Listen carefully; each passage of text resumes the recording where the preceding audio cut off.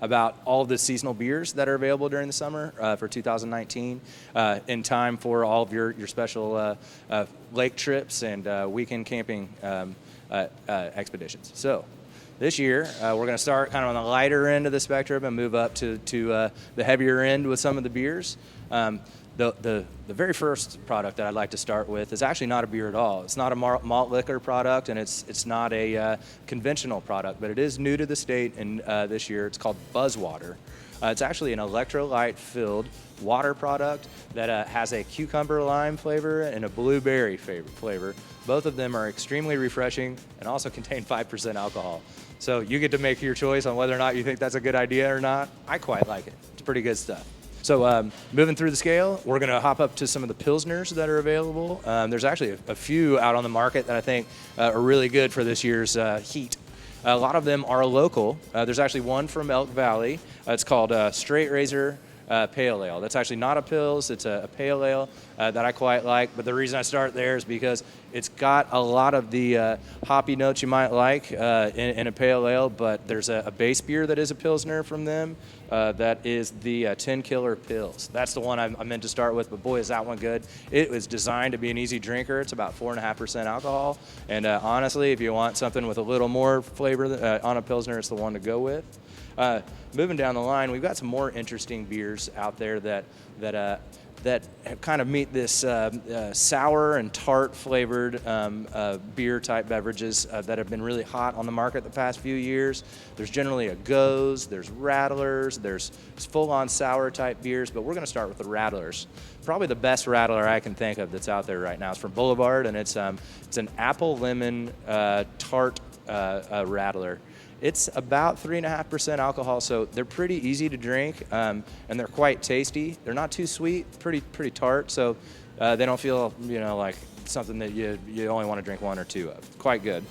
The other Rattler I would look at is from Boulevard as well. It's not a Rattler, it's a Goes. I'm sorry, it's Hibiscus Goes, and it's been around for a few years. It's one of our top sellers. The hibiscus notes really come through quite well. There's a little bit of saltiness in there. They actually use a Himalayan sea salt in there, which sounds weird, but as it turns out, it perfectly balances the beer out. In kind of honor of some of the new passages of law in the state of Oklahoma, there's been a lot of new offerings in the hemp market and beer infusions. There's a Goes on the market by a company called Goodwood out of Tennessee. It's actually a hemp Goes.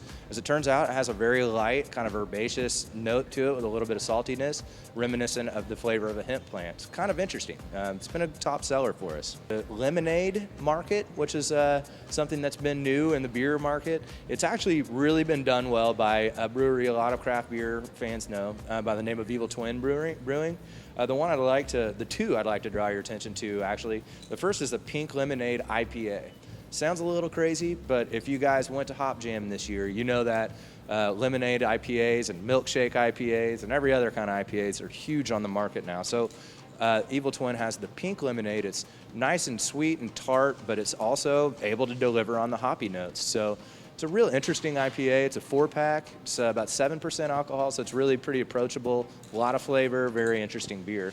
The other one that is just a total conundrum for the palate of the American beer market is only because most people have never thought of this flavor combination, but it's a coffee lemonade IPA.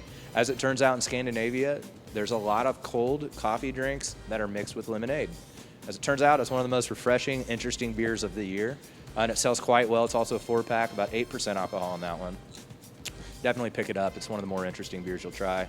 But local beers, we've got a wonderful brewery from Oklahoma City, Coop. They're a huge brewery. You've seen F5, probably the best-selling IPA in the state. They've got a few great beers that you should consider for the holiday and beyond. The one I quite like is called Fly Me Away IPA.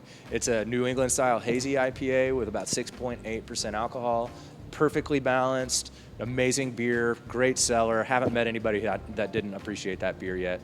And then there's one that's got a little less alcohol, probably better for the boats and the weekend day drinking is from Coop, and it's their Saturday Siren. It's a dry hopped pale ale. It generally is one of those beers that most people enjoy. You can buy it for the cooler, and most people will pull it out and enjoy it. And I think that's what they designed in that beer. It's just a really approachable drinker with a little bit of a hop note. So you might like that one. And then we're going to talk about just a few more here. One of them is a very interesting new beer from Four Hands Brewing. It's called Single Speed. I hadn't seen a take on a Belgian white ale done well from a local brewery or from an American brewery in a while. This one, it changes coriander and orange peel out for jasmine, which makes a really interesting new type of beer, really, but it is still technically a Belgian white. But, give that a try if you're into those things. Next thing and that we're going to move towards is in that kind of fruity IPA section again, and this is from Distill. Distill is really known for a lot of their sour beers. They've gotten a couple really interesting new kind of hazy IPAs and fruity IPAs in the past year that have been really great sellers. This one's called Amra, and it's a mango IPA. It's definitely one of the most approachable fruit IPAs out there. It's not too much fruit. It's not too much hops. Your mom would like this beer. The next thing is that I'd look at too, since we're talking about the Distill beers. Distill has a really wonderful hazy IPA that's a New England style, but it's really closer to a double IPA. It's got a lot more teeth to it, but still that nice balanced haziness, and it's called Extended Jam. You see it a lot on tap around town right now. It's just a really, really popular beer that everybody seems to like.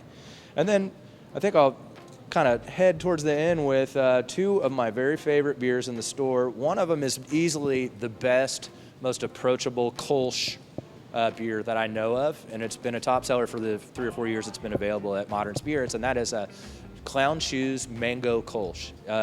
It's one of these beers that everyone likes. It's got a very soft, light mango note on the end. It's very approachable, and it's one of those beers you can drink 5 or 6 of them if you're into that. And then probably the last thing I'm going to go with, because it's got an Oklahoma connection as well. It's not an Oklahoma brewery, but the owners have Oklahoma roots. It's a really cool new brewery called Ska Brewing from Durango, Colorado. They've got a really great lineup of beers to include some wonderful IPAs. Modus Operandi is a national award-winning IPA. The beer we're going to talk about today, though, is the best late drinker they've got, and it's called Mexican Lager. And it is an American-style mountain version of a Mexican cerveza. It's a really great one, a little tiny bit of salt in there, comes a long way, and it's a really refreshing beer. I recommend it highly.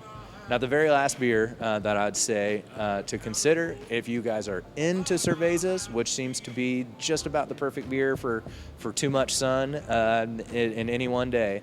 It's actually an Anheuser-Busch product that is new and has come into the market to compete with Corona and Modelo head on, and it's actually my favorite cerveza in the world. It's called Estrella Jalisco.